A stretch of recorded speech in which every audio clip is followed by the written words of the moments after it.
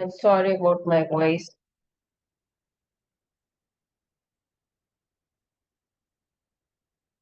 So the last mantra, ninth mantra of the Yes Sarvagnaha Sarvavidyasya Jnanamayam Tapaha Tasmat Etat Brahma Nama Rupam Annam Chajayate. So what was the eighth mantra? Eighth mantra was Tapasa Chiyate Brahma. That Brahma, with the intention to be born, from that Brahma, Annam Abhijayate, Annam meaning Avyakruta was born or created. From that Annam, Pranaha was created, meaning Hiranyagarbha was created. From that Jnana, Manaha was created, meaning the totality of the total mind, the cosmic mind was created. From that mind, Satyam, meaning Sat and Tyat, meaning all the five gross elements were born. From Satyam, Lokaha, meaning the 14 lokas were born, created, uh, meaning all the Varnashrama Vyavastha along with the living beings were created. And of these, karma, in accordance to their disposition, was created. And from karma, amrutam, karma phala, was created.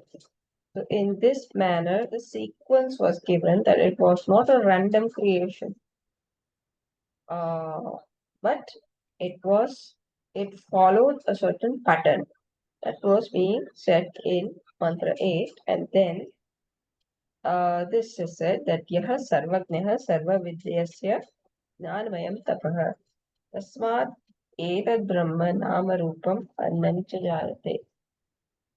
This yaha,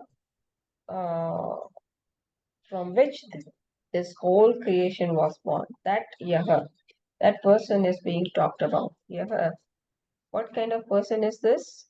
Uh, this Brahman is sarvagnaha, knows everything in general, and sarvavid, knows everything in particular. So that Brahman, having the knowledge in general as well as in particular, with such a knowledge, what kind of tapa was done? The tapas was in the form of knowledge. What kind of knowledge? Both in general and in particular. Tasmat etat Brahma, with this kind of Brahma, Nama Rupa Annam cha Jayate. The Annam in the form of name and form was created. So that's the general meaning. So now what the Bhashyakara, how he elaborates. Uktameva artham upasan upasan sanjihirshum upas upas okay.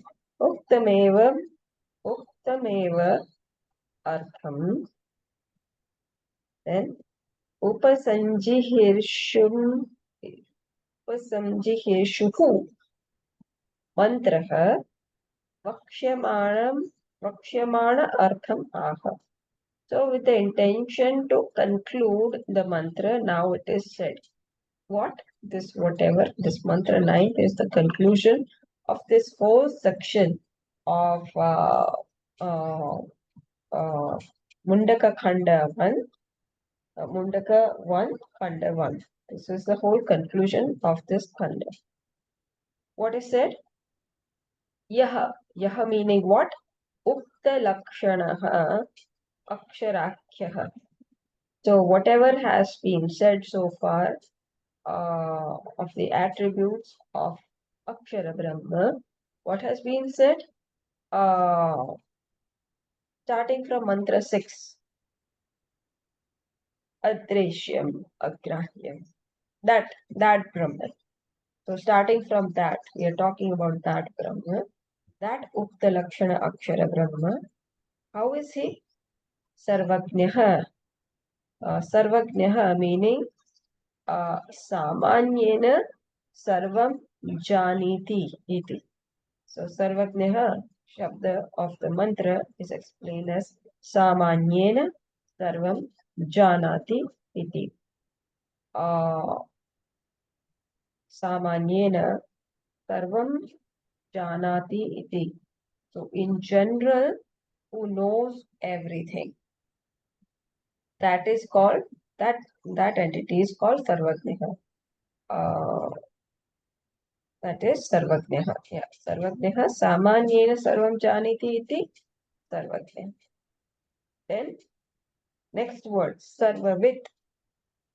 Sarvavit and Yasya. So by Sandhi it becomes Sarvavidya. But word is Sarvavit. So next word is explained. Visheshena Sarvam Veti iti Sarvavit.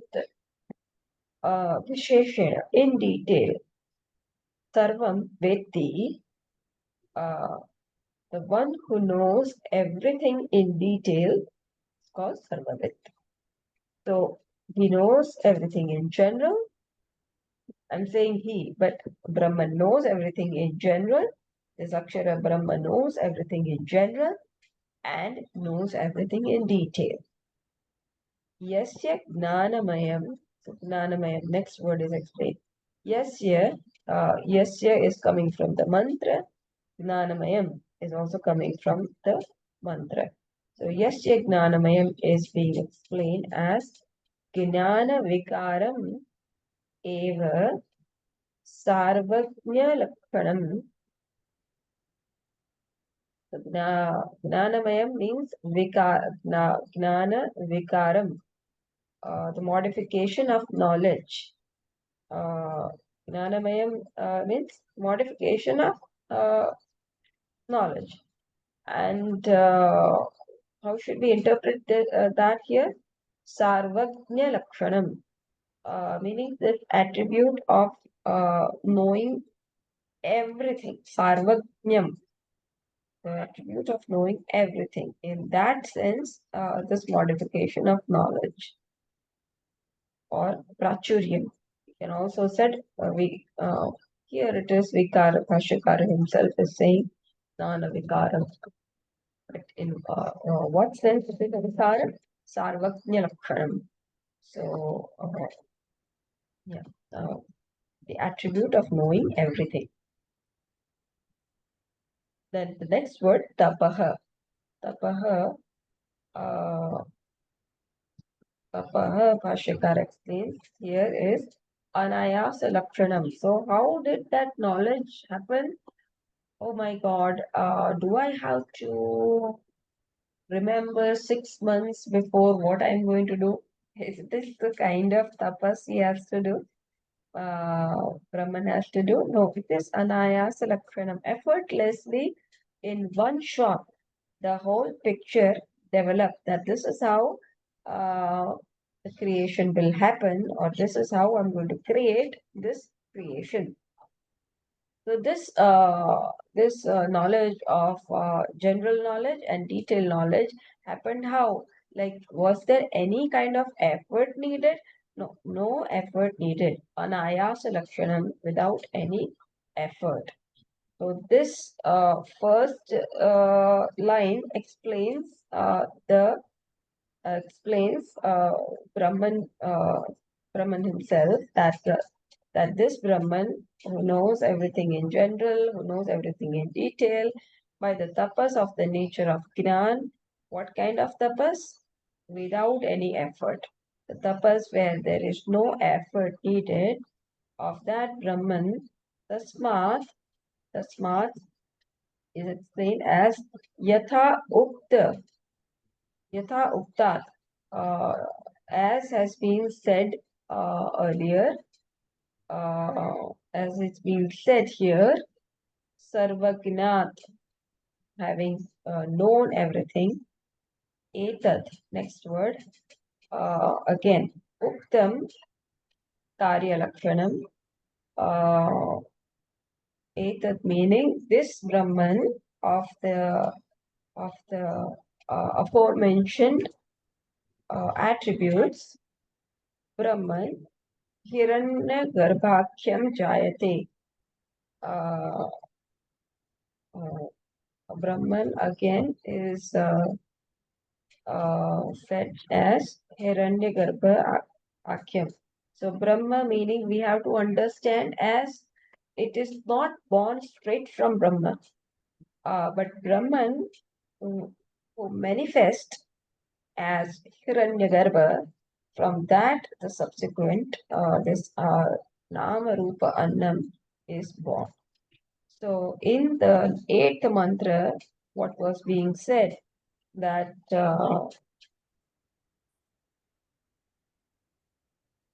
Anna, from Brahma, Annam is born. So from the unbalanced state, first the Avyakruta is born. Yeah, of course, the Avyakruta is born and then Prana is born. Vyakruta. So first manifestation starts from Prana.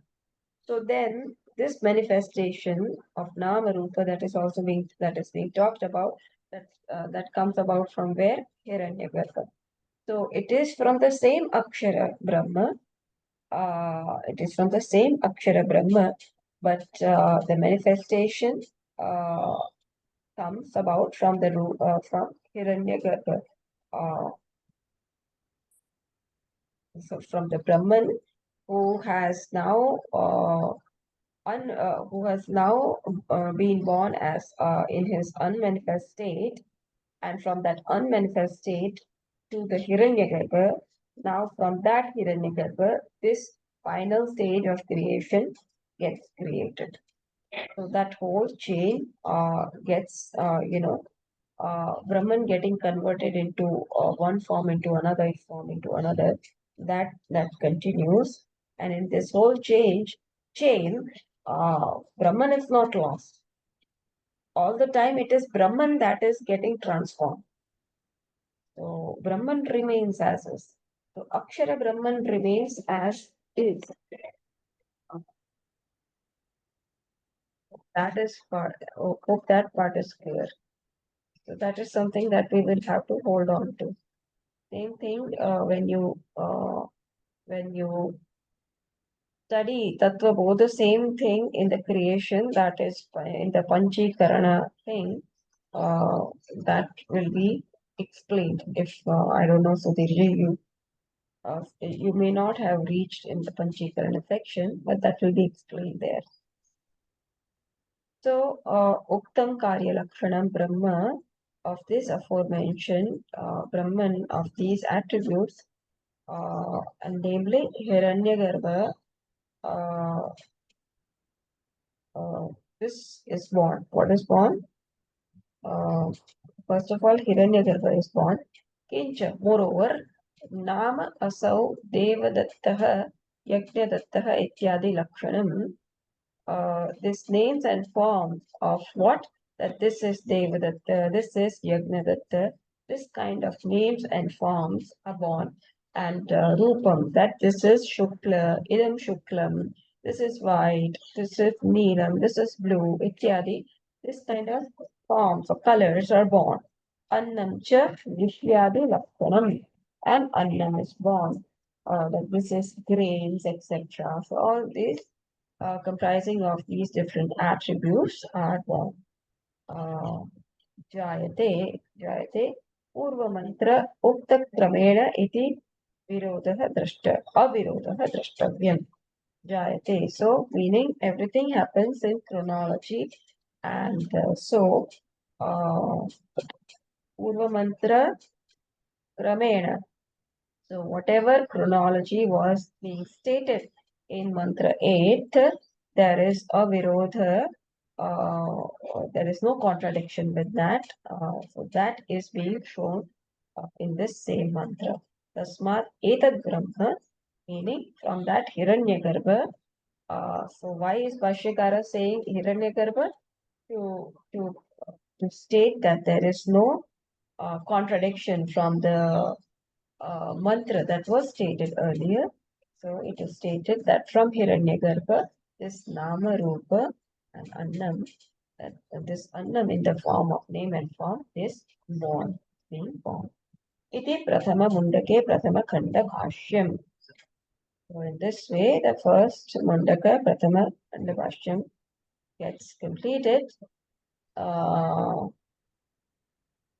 Brahma Sutra was whether the mantra sixth, the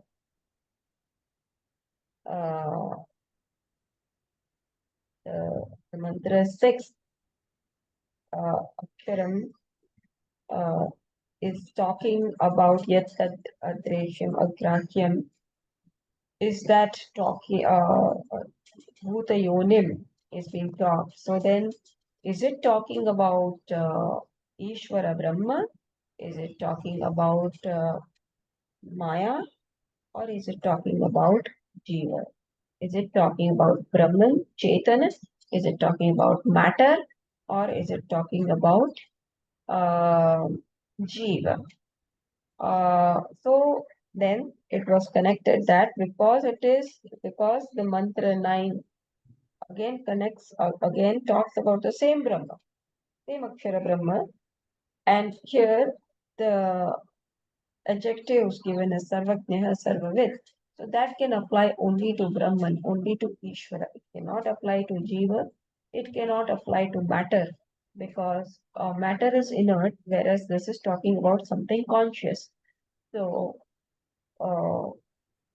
that Bhuta Yonim cannot be Pradhanam. It cannot be Maya.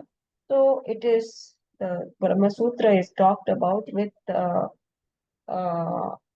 taking up account the various philosophies, taking into account the various philosophy and how the Sankhya think that the creation came about from inert, from matter. So all that was being refuted. We need not go in that in detail. All we know and care is that the Akshara Brahma being talked about is conscious and it is Ishvara and it is Brahma being talked about. It is not Jiva, it is not an individual entity, it is the totality being talked about and it is not a inert thing being talked about. It is a conscious entity from which this whole creation came about. So with this, we conclude this Mundaka Khanda, and from tomorrow we will start Khanda 2. Okay, so let's do the prayer. Om Purnamada Purnamidam Purnat Purnamudachyate Purnasya Purnamadaya Purnameva Shishyate. Om Shanti Shanti Shanti. Hari Om Shri Gurubhyo Namaha. Hari Om. Hari Om. Hari Om. Hari Om. Hari Om. Hari Om.